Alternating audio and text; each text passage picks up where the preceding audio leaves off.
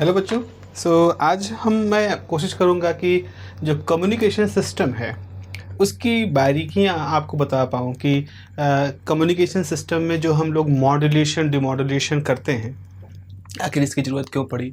ख़ास तौर पर एम्पलीट्यूड मॉड्यूलेशन की हम लोग बात करेंगे और कुछ टर्म्स जो आते हैं इस कम्युनिकेशन वाले पूरे सेक्टर के अंदर की जो अभी आपके लेवल पे ज़रूरी है जानने, उनके बारे में बात करेंगे। तो बेसिक को समझने की, उन लॉजिक्स को समझने का हमारा प्रयास रहेगा जो कि ज़रूरी हैं इन मॉड्यूलेशन डिमॉड्यूलेशन के इस टॉपिक से। हमको जब हमें लिखना होगा, आंसर करना होगा, तो उसके लिए हमें जो ज़रूरी होगा।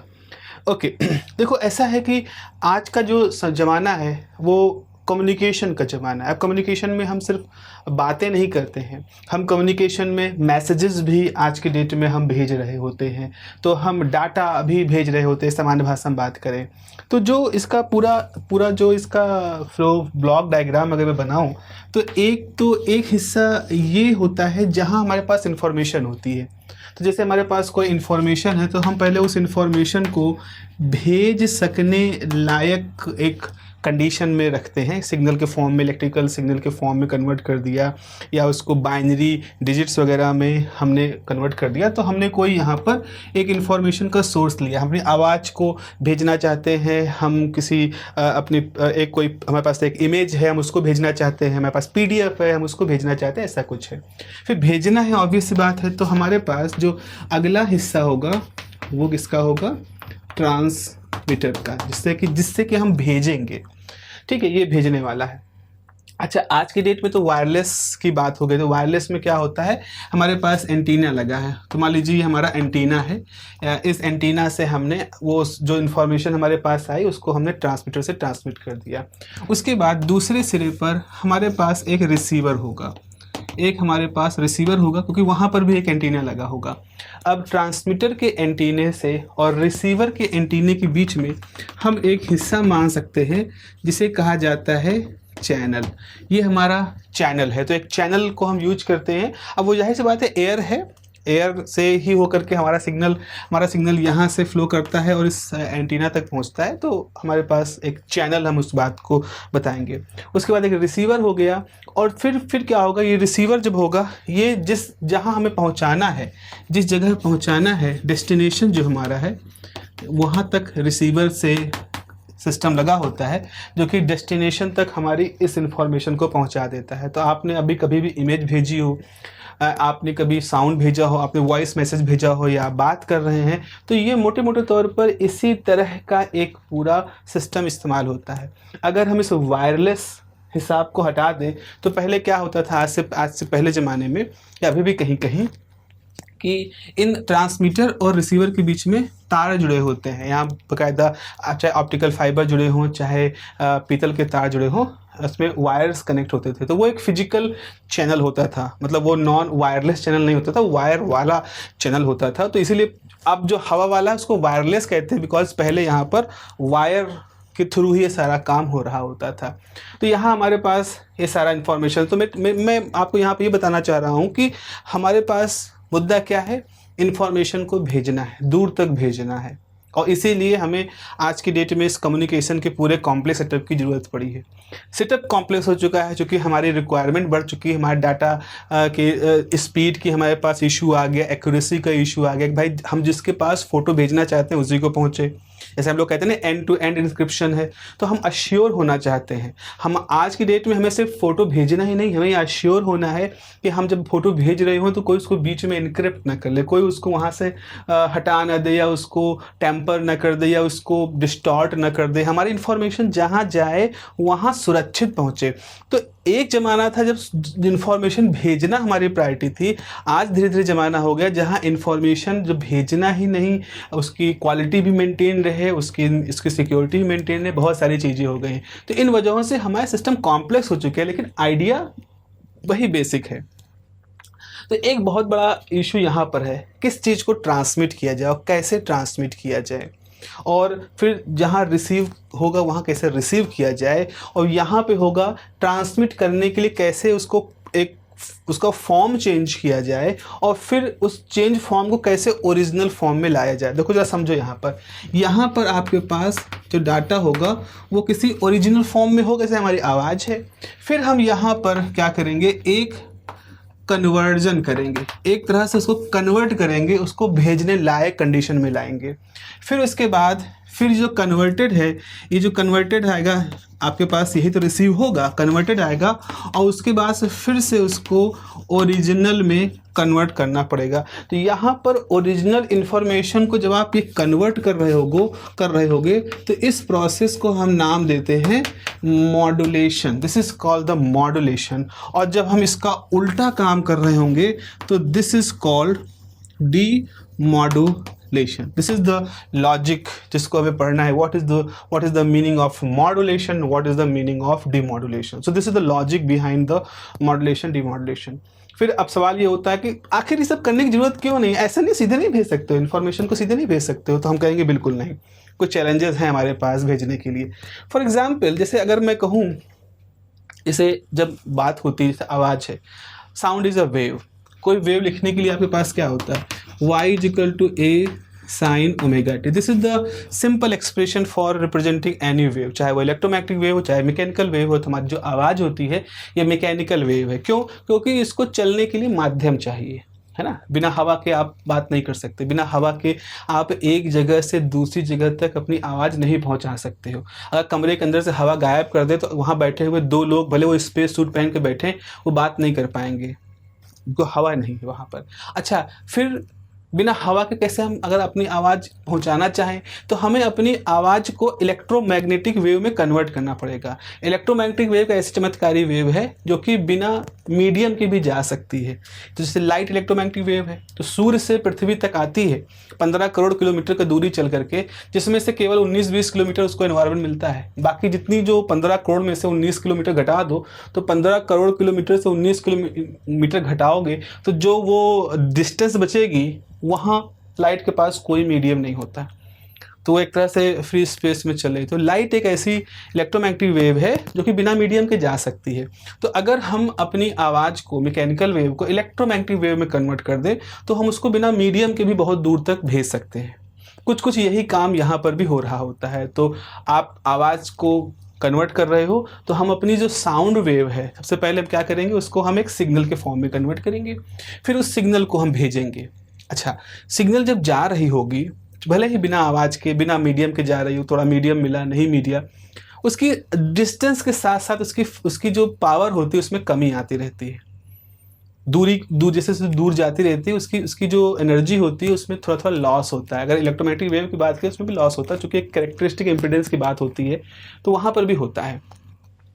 तो पता लगा कि जहाँ तक सिग्नल भेजना है वहाँ तक भेजते भेजते सिग्नल काफ़ी कमज़ोर पड़ गया, क्योंकि उसकी फ्रिक्वेंसी कम थी। जैसे आप साउंड वेव क्या है, साउंड वेव जो होती है उसकी फ्रिक्वेंसी 20 हर्ट्ज से लेकर के 20 किलो हर्ट्ज तक होती है।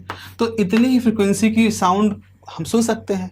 तो अब जब इस फ्रिक्वेंसी के सिग्नल को आपको दूर तक भेजना है तो इसके साथ दो इश्यू हैं। इसको दूर तक भेजना है तो भेजने के लिए आपको एंटीना चाहिए, एक बड़ा सा छतरी वगैरह चाहिए। अब वो छतरी बहुत बड़ी हो जाएगी, उसके साइज बहुत बड़ा हो जाएगा, एक बड़ा इशू ये आ जाएगा। दूसरा ये है कि आप जैसे जैसे अगर इस फ्रिक्वेंसी को भेजोगे तो ये फ्रिक्वेंसी समय के साथ, दूरी के साथ फेड होना शुरू हो जाएगी, कमज़ोर होना शुरू हो जाएगी। इसीलिए जहाँ तक आवाज़ जाएगी वहाँ पहुँचते पहुँचते वो बहुत ही फेड हो चुकी होगी, कमज़ोर हो चुकी होगी, उसकी पावर कम हो चुकी होगी।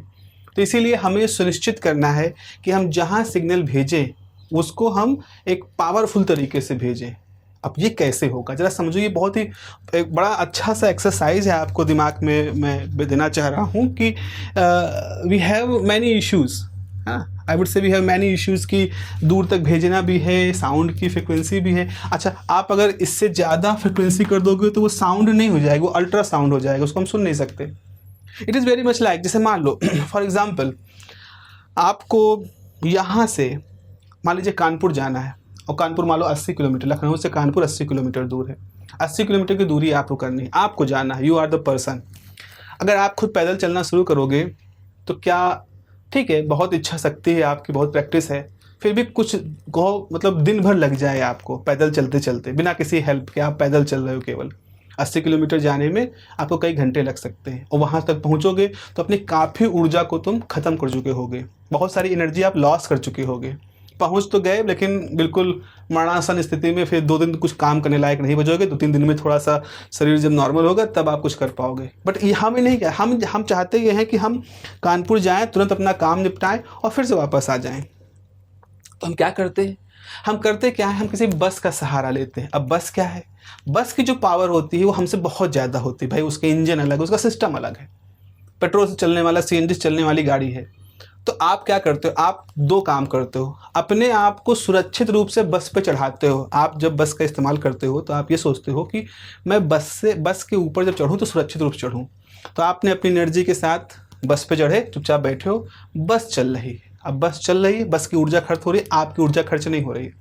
आप कानपुर पहुँचे और सुरक्षित तरीके से बस से उतर गए, फिर अपनी ऊर्जा के साथ उतरे, अपना काम किया। तो यहाँ पर क्या हुआ, आप किसी कैरियर के ऊपर, बस एक कैरियर है बड़ी ऊर्जा की, हाई एनर्जी की, तो आप उसके ऊपर बैठे और फिर जहाँ उतरना था वहाँ सुरक्षित रूप से बस से उतरे। तो यही काम हम सिग्नल के साथ भी कर रहे हैं। हमें जिस सिग्नल को भेजना है, जिस सिग्नल को हम दूर तक भेजना चाहते हैं, वो हमारी लो फ्रिक्वेंसी की है, कम ऊर्जा की है, लेकिन उसी में इन्फॉर्मेशन है, उसी में मैसेज है, क्योंकि हमारी आवाज़ है वो। फिर हम क्या करेंगे, हम एक हाई फ्रिक्वेंसी कैरियर वेव ले लेंगे। अब हाई फ्रिक्वेंसी लेने का फ़ायदा ये होगा कि उसकी एनर्जी ज़्यादा होगी। तो जब आप हाई फ्रिक्वेंसी कैरियर वेव लोगे और उसके ऊपर आप अपनी लो फ्रिक्वेंसी की ओरिजिनल मैसेज को सुपर इम्पोज करा दोगे, तो इसकी वजह से एक नई तरह की वेव बनेगी जिसको हम मॉड्यूलेटेड वेव कहेंगे। Now this process called the modulation. आपके लो फ्रिक्वेंसी के सिग्नल को किसी हाई फ्रिक्वेंसी के सिग्नल पर सुपर इम्पोज करा देना ही मॉड्यूलेशन कहलाता है। वैसा है जैसा आपका बस पे बैठ जाना।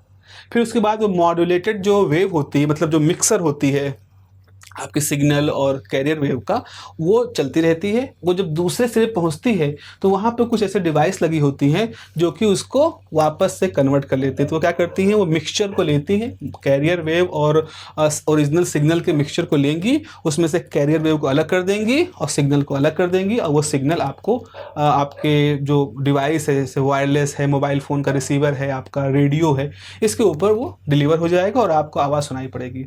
यही है जिससे विविध भारती हम सुनते हैं, यही वो तरीका है जिससे हम दूर की आवाज़ को हम सुन पाते हैं। तो ये हो गया मॉड्यूलेशन। मॉड्यूलेशन मतलब सुपरपोजिशन, आपकी ओरिजिनल इंफॉर्मेशन वाली वेव या सिग्नल वेव को कैरियर वेव के ऊपर सुपर इम्पोज कराना और एक रिजल्टेंट मॉडिफाइड वेव को पाना ही हमारा मॉड्यूलेशन प्रोसेस कहलाता है। I hope you got this logic behind this. Let me right something. What do you mean by modulation? अगर आपको कहूँ कि आप कहें कि मॉड्यूलेशन के बारे में कुछ लिखो, तो मैं कुछ बेसिक सी बातें यहाँ पर लिख सकता हूँ। What is the modulation? Okay, let me right this word. What is the modulation? So modulation के बारे में हम लिख सकते हैं कि it is a method of modifying one or more characteristic of carrier signal. I hope you know the meaning of carrier signal. Carrier मतलब वो high frequency signal जिसके ऊपर हमें अपनी ओरिजिनल वेव को सुपर इम्पोज कराना है। तो यहाँ पर मैं लिख देता हूँ what is the modulation? Modulation is the method of modifying one or more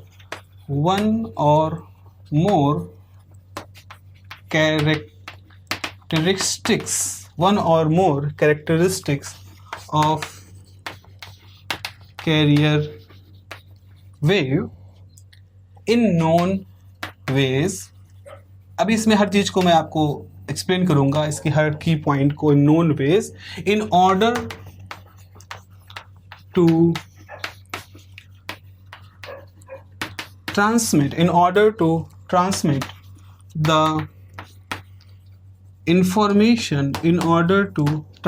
the information over long distance. Now, let me explain the thing. What is the modulation? So modulation is the method of modifying one or more characteristic of the carrier wave in known ways in order to, why we need to, क्यों modulation करना चाहते हैं? Because we want to transmit the information. This is the information. We want to transmit the information over large distance. आपका जो carrier wave है उसकी characteristic में बदलाव, क्या क्या कैरेक्टरिस्टिक होती हैं? देखो, अगर हम कोई वेव बनाएं, जैसे आपको एक वेव बनाऊं, तो ये एक वेव है, एक वेव ये है, ओके। एक और वेव बनाते हैं, देखिए ये वेव, देखें इन दोनों में क्या अंतर है। इस वेव का ये जो हाइट होती है, this height, this main position से जो हाइट होती है इसको एम्पलीट्यूड कहते हैं, ठीक है, ये एम्पलीट्यूड है, this height is amplitude.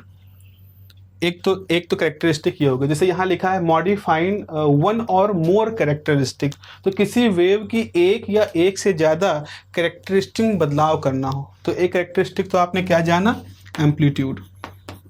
Amplitude है एक कैरेक्टरिस्टिक होता है किसी वेव का एम्पलीट्यूड।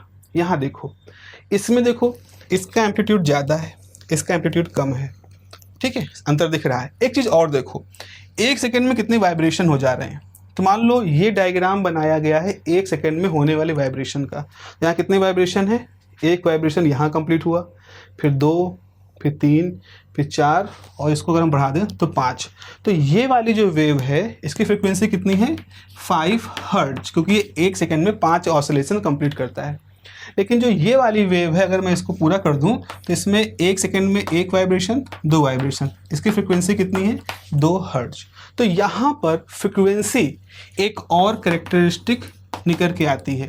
तो 2 कैरेक्टरिस्टिक हमने बताई आपको, एक होता है एम्पलीट्यूड जो कि वेव की कैरेक्टरिस्टिक होती है, एक है फ्रिक्वेंसी जो कि वेव की कैरेक्टरिस्टिक होती है। एक और कैरेक्टरिस्टिक होती है जिसको कि हम फेज कहते हैं, इसके बारे में मैं अभी बात नहीं करूंगा। ऑप्टिक्स के आप पुराने वीडियो मेरे चैनल पे पड़े हुए हैं, आप उसमें से कोई इंटरफेरेंस वाला वीडियो उठा के देख लीजिएगा, वहाँ फेज को बहुत डिटेल में मैंने डिस्कस किया है। पिछले साल वाले जो वीडियो उनको देख लीजिएगा, क्योंकि फेज इंटरफेरेंस में बहुत बड़ा रोल प्ले करता है कोहेरेंट सोर्सेस को समझाने के लिए। ओके, तो इस तरह से हमने पाया कि किसी भी वेव के अंदर कम से कम ये 3 प्रॉपर्टी तो आप कह ही लो कि एम्पलीट्यूड, फ्रिक्वेंसी और फेज। तो आप समझो डेफिनेशन को, मेथड ऑफ मॉडिफाइंग, अब वन और मोर कैरेक्टरिस्टिक की जगह पर आप क्या लिख सकते हो, मेथड ऑफ मॉडिफाइंग एम्पलीट्यूड और फ्रिक्वेंसी और फेज ऑफ कैरियर वेव। तो आपने कैरेक्टरिस्टिक जगह पे तीनों को लिख दिया। So method of modifying amplitude और फ्रिक्वेंसी और phase of carrier wave in known ways, क्यों, in order to transmit the information over long distance is called the modulation. यानी कि मॉड्यूलेशन हम 3 तरह से कर सकते हैं, या तो हम कैरियर वेव की एम्पलीट्यूड को चेंज कर दें, ठीक है, इसके एम्पलीट्यूड को बदलें। तो जब हम एम्पलीट्यूड को बदलेंगे तो हम एक क्या कहेंगे, उसे कहेंगे amplitude modulation.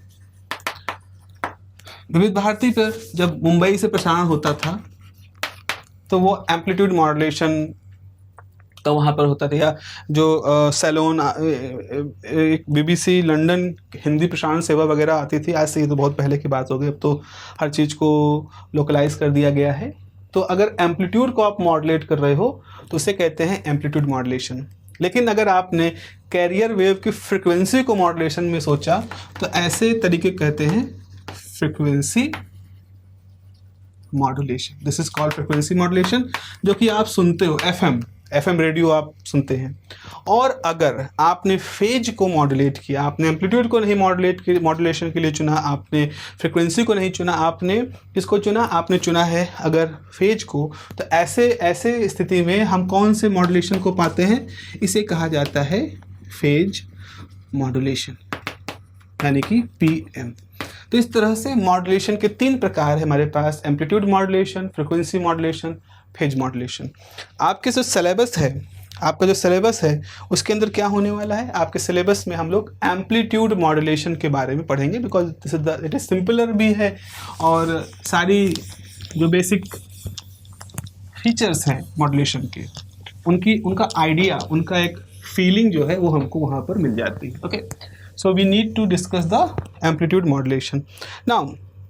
Now we are in the position to write a more official definition of the modulation. Let me write a more official, जहाँ हम characteristic की बजाय amplitude, phase या frequency की बात कर सकते हैं। तो let me write that official definition, and the official definition is the changing or modifying This is the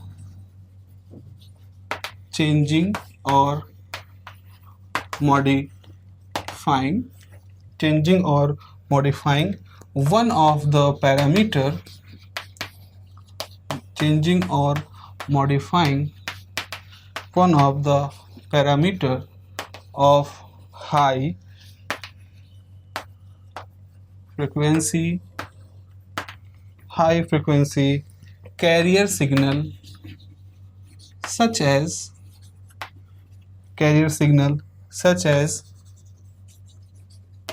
amplitude, frequency or phase angle with respect to the instantaneous amplitude variation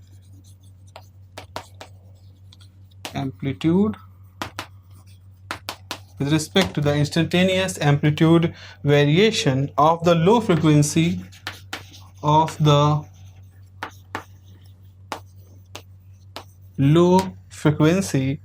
information signal,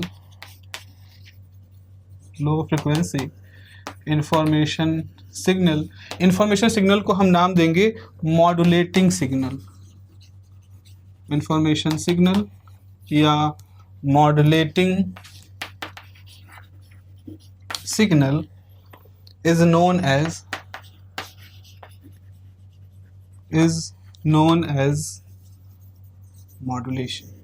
अब चूंकि यहाँ पर amplitude modulation, frequency modulation या phase modulation का नाम नहीं दिया है, क्योंकि हमने बताया भी तो नहीं है कि इनमें से किसके बारे में बात कर रहे हैं। हम इन जनरल ये कह रहे हैं कि अगर हमारा हाई फ्रिक्वेंसी कैरियर वेव है, ऐसे कोई हाई फ्रिक्वेंसी कैरियर वेव है, वो जो बस जैसा है, हाई फ्रिक्वेंसी कैरियर वेव है, उसके सिग्नल का एम्पलीट्यूड, फ्रिक्वेंसी या फेज एंगल अगर वो चेंज हो किसके हिसाब से, with respect to the instantaneous amplitude variation of the low frequency information signal, मतलब जो आप भेजना चाह रहे हो, जो सिग्नल आप भेजना चाह रहे हो उसके एम्पलीट्यूड के हिसाब से, जिसको भेज रहे हो उसके एम्पलीट्यूड के हिसाब से अगर कैरियर वेव का एम्पलीट्यूड चेंज हो या फ्रिक्वेंसी चेंज हो या फेज चेंज हो, तो उस पूरी प्रक्रिया को, उस पूरे प्रोसेस को हम क्या नाम देंगे? हम उस पूरे प्रोसेस को नाम देंगे मॉड्यूलेशन। अगर सिर्फ एम्पलीट्यूड चेंज हो रहा है तो एम्पलीट्यूड मॉड्यूलेशन, सिर्फ फ्रिक्वेंसी चेंज हो रही है फ्रिक्वेंसी मॉड्यूलेशन, और सिर्फ फेज चेंज हो रहा है तो फेज मॉड्यूलेशन। आपका सवाल अगर है क्या इनका कॉम्प्लेक्स भी ले सकते हैं, तो मेरा जवाब ये होगा, don't write now, don't enter into this thing, because this is something जो कि आपको भविष्य में पढ़ाया जाएगा, क्योंकि वो सीधे हम एक साथ दो पैरामीटर को ऐसे नहीं चेंज कर पाएंगे। या तो हम इसको डिजिटलाइजेशन करें या फिर आगे जा कर के हमने और भी तरीक़ों से इसको करना शुरू किया, एक थोड़ा कॉम्प्लेक्स नेचर का पैकेट फॉर्म में करना शुरू किया, जो कि आगे किया। उसके लिए फिर कैसे किया, कैसे नॉइजिंग, कैसे न्यूक्विस्ट थ्योरम, बहुत कुछ है, कोई छोटा मोटा विज्ञान नहीं है, ये बहुत बड़ा विज्ञान है। इतना बड़ा विज्ञान है कि आज की दुनिया को यह विज्ञान कंट्रोल कर रहा है। Communication is the power, today's power. आप कम्युनिकेशन के थ्रू, डाटा ट्रांसफ़र के थ्रू, आज जियो कंपनी इतनी बड़ी क्यों बन गई? जस्ट बिकॉज उसने इस प्रोसेस को बहुत ही ईजी कर दिया, डाटा ट्रांसफ़र को ईजी कर दिया अपने फाइबर जाल के थ्रू, जिसकी वजह से घर घर पे इंटरनेट पहुंच गया। इंटरनेट क्या है? इन्फॉर्मेशन ही तो है, इन्फॉर्मेशन को पाने का एक माध्यम है। वो माध्यम सरल हो गया तो सबके पास पहुंच गया और आज वो कंपनी आगे बढ़ गई है। आपका फेसबुक क्या कर रहा है? फेसबुक भी तो इन्फॉर्मेशन ही दे रहा है। आपकी इन्फॉर्मेशन, आपके मित्रों की इन्फॉर्मेशन सबको शेयर कर रहे हैं। आप अगर किसी का वीडियो देख रहे हो, आप टिकटॉक देख रहे हो, आप शॉर्ट्स देख रहे हो, आप यूट्यूब देख रहे हो, आप क्या कर रहे हो? आप इन्फॉर्मेशन ही कंज्यूम कर रहे हो। किसी की भी बात, अगर मेरी बात आप यूट्यूब के थ्रू सुन रहे हो तो आप एक इन्फॉर्मेशन ही है जो कंज्यूम कर रहे हो। आप किसी का नाच देख रहे हो, किसी का गाना देख रहे हो, किसी की झूठी खबरें देख रहे हो, आप इन्फॉर्मेशन ही कंज्यूम कर रहे हो। इसी इन्फॉर्मेशन के तरीके से मैं आपको ये बता सकता हूँ कि वर्तमान सरकार कितनी अच्छी है।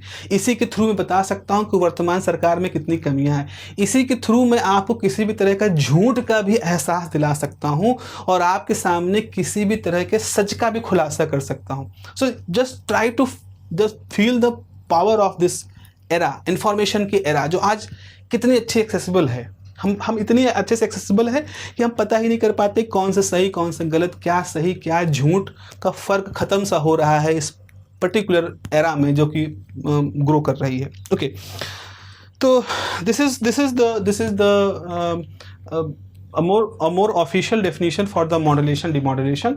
अच्छा, यहाँ पर कुछ टर्मिनोलॉजी को हमें इस्तेमाल करना है। जैसे अभी क्या होता है, कौन है जिसके ऊपर बैठ करके सिग्नल जाएगी, जैसे बस कौन है, बस कैरियर वेव है। तो कैरियर वेव वो वेव है जिसका एम्पलीट्यूड, फ्रिक्वेंसी या फेज मॉड्यूलेट होगा।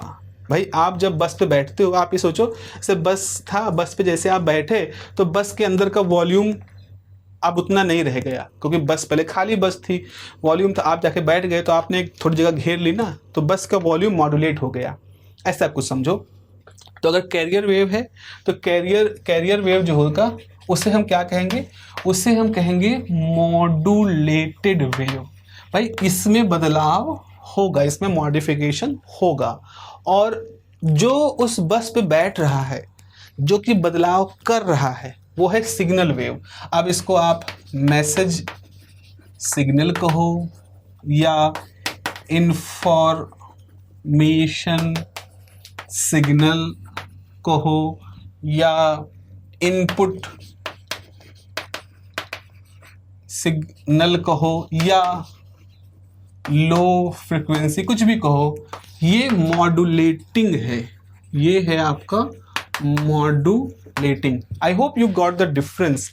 जो वेव देखो, instantaneous amplitude variation of low frequency information changes modify the high frequency signals amplitude frequency and phase। तो ये लो फ्रिक्वेंसी सिग्नल का एम्पलीट्यूड इस हाई फ्रिक्वेंसी सिग्नल के एम्पलीट्यूड या फ्रिक्वेंसी या फेज को चेंज कर सकती। इसको चेंज करते एम्पलीट्यूड मॉड्यूलेशन, इसको चेंज किया फ्रिक्वेंसी मॉड्यूलेशन, इसको चेंज किया तो फेज मॉड्यूलेशन। तो ये लो फ्रिक्वेंसी की है, लेकिन यही है जो यहाँ बदलाव ला रही है। तो ये वाला जो लो फ्रिक्वेंसी वाला, this is called the modulating signal, and जो हो रहा है चेंज वो हो गया मॉड्यूलेटेड वेव या modulated signal. This is the key terminology. एक की टर्मिनोलॉजी आपके पास यहाँ पर जो है, जो मुझे बतानी थी। Okay, now let me explain कि why we need to this the modulation. अभी तो कुछ और मतलब जिस पे आंसर आपको लिखना है, क्वेश्चन पूछा जाता है कि मॉड्यूलेशन के लिए ज़रूरत क्यों पड़ी, कुछ बढ़िया आंसर दो, जिसमें नंबर कुछ लिखा हो, मैथमेटिकली कुछ लिखा गया हो बस, और हमारी यात्रा कानपुर से लखनऊ की यात्रा तो ठीक है।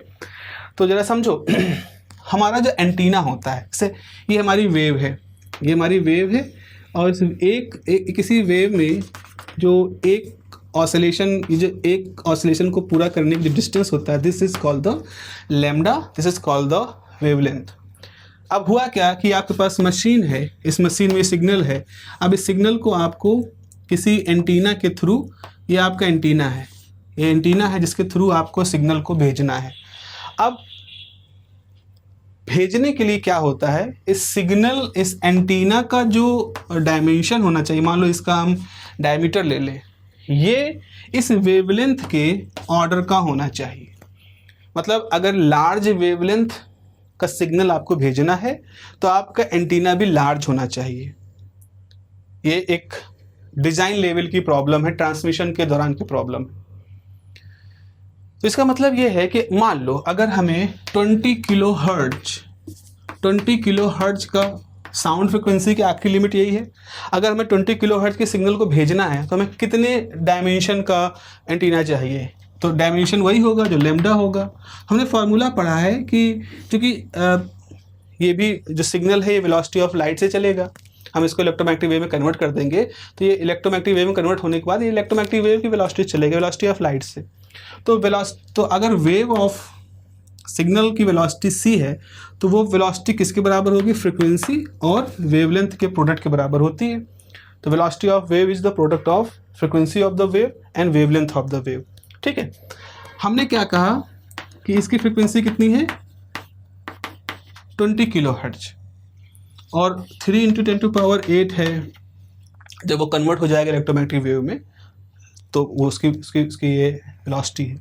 तो आपका वेवलेंथ कितना हो जाएगा, लैम्डा हो जाएगा 3 × 10⁸ और ये हो जाएगा 2 इंटू 10⁴, भाई मल्टीप्लाई हो गया ना, तो ये हो जाएगा 1.5 इंटू, ये ऊपर जाएगा 10⁴, और ये आपका आ जाएगा मीटर में, चूँकि ये MKS में सब कुछ ले रहे हो। तो कितना हो गया 15, 1.5 है तो एक जीरो हटेगा तो ये 15 हो जाएगा, फिर 3 जीरो और लगेंगे तो 15,000 मीटर, यानी कि 1.5 नहीं 15 किलोमीटर, 15 किलोमीटर लंबा एंटीना बनाना पड़ेगा अगर आपको साउंड वेव जिसकी फ्रिक्वेंसी केवल और केवल 20 किलो हर्ट्ज की अगर आपको साउंड वेव को भेजना है, सीधे साउंड वेव को भेजना है, कोई मॉड्यूलेशन डिमॉड्यूलेशन नहीं करना है, तो आपको 15 किलोमीटर लंबा मतलब डायमेंशन का एंटीना चाहिए। ये असंभव है, 15 किलोमीटर लंबा एंटीना कौन बना पाएगा, बना ही कौन पाएगा, और रख कहाँ पाएगा, कैसे उसको मेंटेन किया जाएगा। तो बजाय 15 किलोमीटर का एंटीना बनाने की, भैया हम क्या करें, हम इस फ्रिक्वेंसी को क्या करें, इस फ्रिक्वेंसी को कम करना, बढ़ाना शुरू कर दें। तो जब फ्रिक्वेंसी बढ़ना शुरू हो जाएगी तो वेवलेंथ अपने आप कम होना शुरू हो जाएगी, और जब फ्रिक्वेंसी बढ़ना शुरू हो जाएगी, वेवलेंथ कम होना शुरू हो जाएगी, तो एंटीने का साइज भी बढ़ना छोटा होना शुरू हो जाएगा। फिर आप कहोगे सर फ्रिक्वेंसी तो 20 किलो हर्ट्ज के बाद हमें सुनाई ही नहीं पड़ती, अगर हमने इससे ज़्यादा फ्रिक्वेंसी कर दी तो क्या अल्ट्रासाउंड भेज रहे हैं। हमने कहा ना बाबू, ऐसा नहीं करना है। हमें करना क्या है कि हमें अपनी सिग्नल को लपेट करके एक ऐसे सिग्नल में बैठा देना है, उस सिग्नल की फ्रिक्वेंसी बहुत ज़्यादा हो, क्योंकि यहाँ मसला सुनने से ज़्यादा भेजने का है। भैया हमें भेजना है, तो हमने क्या किया, लिफाफे के अंदर रैप करके इसे वही बस के अंदर बैठा दिया, वंदे भारत ट्रेन में बैठा दिया, एरोप्लेन में बैठा दिया, सुपर जेट में बैठा दिया, किसी भी भारी से भारी ऊर्जावान वाहन पे बैठा दिया, और बैठाने का मकसद इतना था कि भैया यहाँ से जाओ वहाँ पहुँच जाओ। आप यहाँ से कानपुर ट्रेन से जा सकते हो, मोटरसाइकिल से जा सकते हो, बस से जा सकते हो, हेलीकॉप्टर से जा सकते हो, साधन बदल सकते हो, साधनों की ऊर्जाएं बदल सकती हैं, लेकिन मकसद ये है कि वही 70 किलो का आदमी लखनऊ से चले तो कानपुर पहुँच जाए, बस पहुँच जाए किसी तरह से। मेन चीज़ ये है। तो यहाँ पर मसला अब आपको समझना है कि हम अपने इन्फॉर्मेशन की सिग्नल फ्रिक्वेंसी की बजाय हम ये कह रहे हैं कि वो जो इन्फॉर्मेशन जिस चीज़ पर बैठा के भेजा जाएगा उसकी फ्रिक्वेंसी में बहुत ज़्यादा रखें। जब उसकी फ्रिक्वेंसी ज़्यादा रखेंगे तो ज़्यादा फ्रिक्वेंसी की वजह से उसको भेजने के लिए हमें छोटे एंटीना की आवश्यकता होगी, और जो हमारे मोबाइल फ़ोन के अंदर भी फिट हो सकता है, जो हमारे घर के ऊपर भी फिट हो सकता है, जो हमारे पास कई तरीक़ों से हम उसको यूज कर सकते हैं। तो this is the logic behind this. तो why we need to modulate, modulation की हमको आवश्यकता क्यों पड़ी, क्योंकि मॉड्यूलेशन की आवश्यकता इसलिए पड़ी ताकि हम हाई फ्रिक्वेंसी की वेव को भेजें, सो दैट हमारे एंटीने का साइज छोटा हो सके, कम हो सके, अफोर्डेबल हो सके, पोर्टेबल हो सके। ओके, हाई फ्रिक्वेंसी के साथ क्या होता है, जो कि उसमें फ्रिक्वेंसी ज़्यादा है, फ्रिक्वेंसी तो एनर्जी के साथ जुड़ी होती है, तो जब उसमें खुद में ऊर्जा ज़्यादा होती है ना, तो कई 100 किलोमीटर तक की यात्रा कर सकता है सिग्नल बिना बहुत ज़्यादा अपने ऊर्जा का नाश के। से आपकी बस चल रही है, आराम से आप बैठे हो, सो रहे हो, बहुत लंबी यात्रा में थकान लगती है, लेकिन ये थकान उस थकान के बदले कुछ नहीं होती जो आप पैदल उतनी दूर करते तो लगती। तो इस वजह से क्या होता है कि बहुत दूरी तक की यात्रा में हमारी जो हाई फ्रिक्वेंसी कैरियर वेव होती हैं, they are very useful. Okay, एक प्रोसेस होता है, इसको कहते हैं multiplexing. This is very important, very interesting thing, जहां हम क्या करते हैं, जो चैनल मैंने बताया, जैसे मैंने बताया आपको कि आपका जो ट्रांसमीटर होता है और फिर आपका एक रिसीवर होता है, और ट्रांसमीटर और रिसीवर के बीच में एक चैनल होता है। तो this is the transmitter end, this is the receiver end this is the channel. Suppose just exam हम डायग्राम ड्रॉ करने के हिसाब से हमने बताया। तो this whole cylinder is representing a channel. ऐसा कुछ सच में नहीं होता है, जस्ट डायग्रामेटिकल रिप्रेजेंटेशन। उसके बाद फिर क्या होता है कि हम उस चैनल के अंदर, जो चैनल है, इसमें क्या करते हैं, हम मल्टीप्लेक्सिंग प्रोसेस करते हैं। मल्टीप्लेक्सिंग प्रोसेस का मतलब ये होता है कि आप बहुत सारे सिग्नल्स को, अलग अलग तरह के सिग्नल को एक पैकेट में भेज रहे हो। तो हमने क्या किया, हमने ऐसे सोच सकते हैं कि एक चैनल के अंदर हमने और भी छोटे छोटे चैनल बना दिए, सब चैनल्स इसके अंदर क्रिएट कर दिए, और उस सब चैनल्स के अंदर हम इंफॉर्मेशन को यहाँ से भेज रहे हैं। It is something very interesting. It is not like कि जैसे ये हो गया कि आप कोई चैनल है, कैसे कहूँ मैं इसको बताऊँ, इसमें तो कोई एक रास्ता है जिसमें हम अपनी सुविधा के हिसाब से अपना सिग्नल भेज रहे हैं। तो एक सिग्नल गया, फिर कोई दूसरा सिग्नल गया, और किसी तीसरे आदमी गया, फिर हमारा गया, फिर किसी और गया। तो इस तरह से मल्टीप्लेक्सिंग यहाँ पर पॉसिबल हो जाती है। अब बिना मैथमेटिक्स के इसको कैसे समझाए? तो कोई ऐसे ऐसे मान लो यहाँ हमारे पास बहुत सारे जो है जो इन्फॉर्मेशन भेज सकते हैं। तो ये सारी इन्फॉर्मेशन जो है यहाँ से भेजा जा रहा है। ये होता है, इसे कहते हैं मक्स, यानी मल्टीप्लेक्सिंग एंड है ये। तो यहाँ से ये जो अलग अलग इन्फॉर्मेशन अलग अलग पैकेट में जा रहा है इन चैनलों में, अपने अपने सब चैनलों का इस्तेमाल करते हुए। फिर उसके बाद यहाँ से उन सब को जैसे यहाँ मिक्स किया गया है वैसे यहाँ पर डीमक्स करना जाता है। तो मक्स डीमक्स होता है। तो ये जो प्रोसेस है ना, ये आज की डेट में तो और भी बहुत एडवांस हो चुका है, लेकिन ये आइडिया ज़रा समझने की कोशिश करें। इट इज़ समथिंग लाइक, सोचो ऐसे जैसे कि मान लो कि, हालांकि बहुत सही आइडिया नहीं, बहुत करेक्ट आइडिया नहीं, लेकिन फिर भी कुछ समझाने के लिए इसे सोचो। इससे मान लो मुझे बात करनी है, मैं बात कर रहा हूँ आपसे, तो एक तरीका तो ये है कि हमारे और आपके बीच में एक चैनल बना हुआ है, ठीक है। अब वो चैनल ऐसा है कि हमने बात की, हाँ हेलो, अब चुपचाप हो गए, लेकिन हम चुप हैं, लेकिन वो जो चैनल है वो तो एग्जिस्ट कर रहा है, और उस चैनल में कुछ नहीं जा रहा, क्योंकि हम बोल नहीं रहे हैं, तो कोई सिग्नल नहीं जा रही, चुपचाप खड़े। फिर हमने बोला और बताओ, फिर चुपचाप बढ़े हैं, हाँ ठीक है, अपने मतलब कोई इन्फॉर्मेशन थोड़ा सा नहीं आ रही, हम ही आराम से बात कर रहे हैं। अब एक तरीका ये है कि जैसे मैंने बात की हेलो, उसके बाद मैं शांत रहा। अब उतने दौरान तक क्या हुआ, वह चैनल खाली था, तो उस दौरान किसी दूसरे की बात उस चैनल से होते हुए जहाँ उसको जानी थी वहाँ पहुँच गई। फिर जैसे हमने अगला बात बोला, तो फिर हमारी बात उस चैनल से होते हुए वहाँ तक पहुँची जहाँ तक उसको जानी है। तो इट इज़, अब स्विचिंग की वगैरह का बहुत अच्छा ऑप्शन होता है। ये मैं फिर से कह रहा हूँ, ये बहुत हो सकता है कोई एक्सपर्ट देख रहा हो इस लेक्चर को, तो वो भले इस पर ऐतराज़ करेगा कि सर ये आपने बहुत अच्छा एग्जाम्पल नहीं दिया, लेकिन it is a kind of example which is not directly related with the core concept of mux and demux, but it is something near about this thing. तो ये जो mux demux का जो पूरा काम है, ये भी हम इसी मॉड्यूलेशन डिमॉड्यूलेशन के थ्रू ही कर सकते हैं। This is the process. Okay, चलिए फिर अभी तो यहीं पर रुकते हैं, because the system is showing overheating most, then we will इसके बाद की जो बात होगी जहाँ हम एनालिटिकल थ्योरी मॉड्यूलेशन डिमॉड्यूलेशन की आपके साथ डिस्कस करेंगे। Okay, have a nice day, take care, bye bye.